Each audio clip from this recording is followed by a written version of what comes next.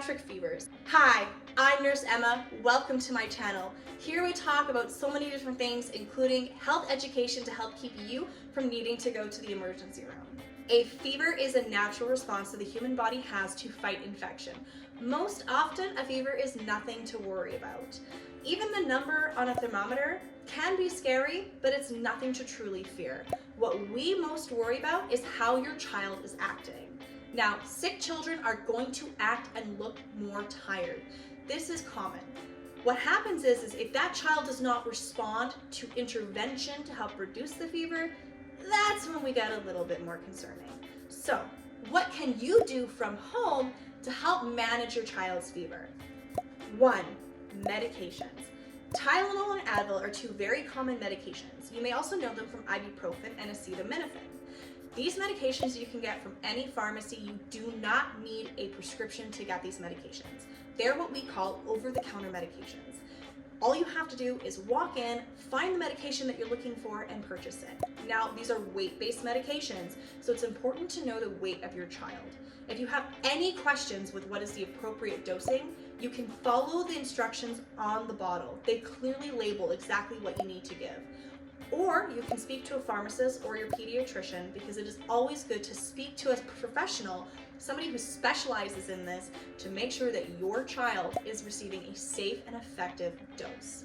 Now, you can take both of these medications together. It is a common misconception that if you take one, you cannot take the other. That is false. In fact, many doctors actually recommend you take them in a cycle formation.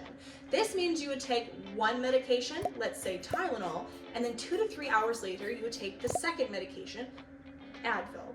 The reason why we do this is there's only so long these medications will be at peak effectiveness in your body before the effectiveness starts to wear down. So around hour 2 to 3 for Tylenol, it would start to become less effective, and then you take the Advil to kind of create a secondary protection to make sure that fever stays reduced. Like all medications, this does come with a warning. Make sure you're paying attention to how much and when you have been giving your child medication.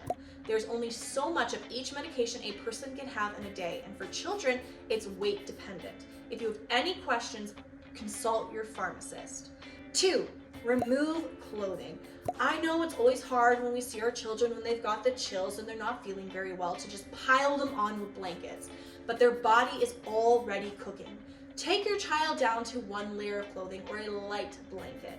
Even babies, I know we like to bundle them up and swaddle them and make them cozy, but reducing them down to just one singular layer will help with managing fevers.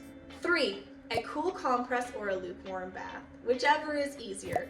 What you need to do is take a lightly damped cloth and place them in areas of the body where it typically experiences high heat.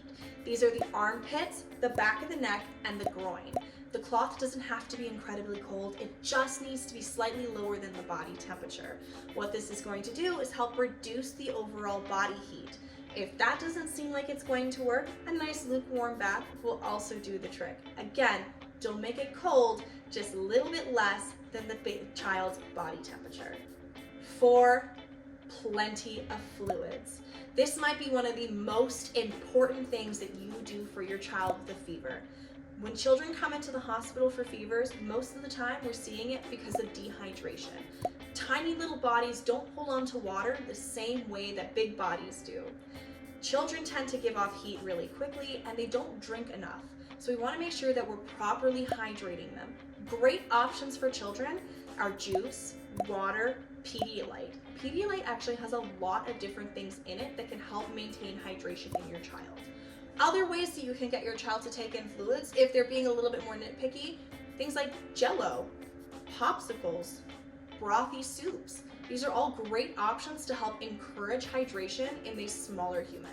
If you're concerned if your child is dehydrated or not, here are a few things that you can do to assess at home to see how hydrated your child is. 1, look at their lips. Look at the inside of their mouth. If their lips are dry and cracked and looking more like a raisin, they're likely experiencing signs of dehydration. If you look at the inside of their mouth, it should typically seem nice and shiny and moist. If it's looking dull and dry, that's a sign of dehydration. On babies, up until about 12 to 18 months, they'll have fontanelles. Those are those openings in the top of the skull. If it is sunken, that's a sign of dehydration. Finally, for children who are still in diapers, one of the best indicators for dehydration are their diapers. How many wet diapers are they having? And when we're talking about wet diapers, we're talking about a good, juicy, wet diaper. It's probably not something you ever thought you would hear in the same sentence. But when a child comes in, we will always ask that question. Have they been peeing as much as normal? How many wet diapers have they had today? This is really important because a well-hydrated person is still going to go to the bathroom regardless if they have a fever or not. A dehydrated person is not going to go to the bathroom. So it is important for us to know how many wet diapers a child is having in a day. When a child is sick, it is nearly impossible to get them to drink or eat anything.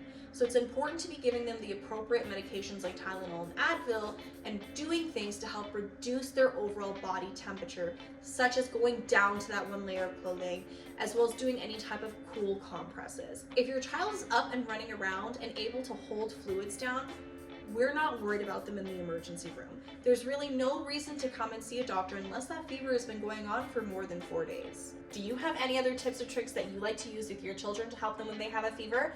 Share them down below. There might be another parent looking for some insight.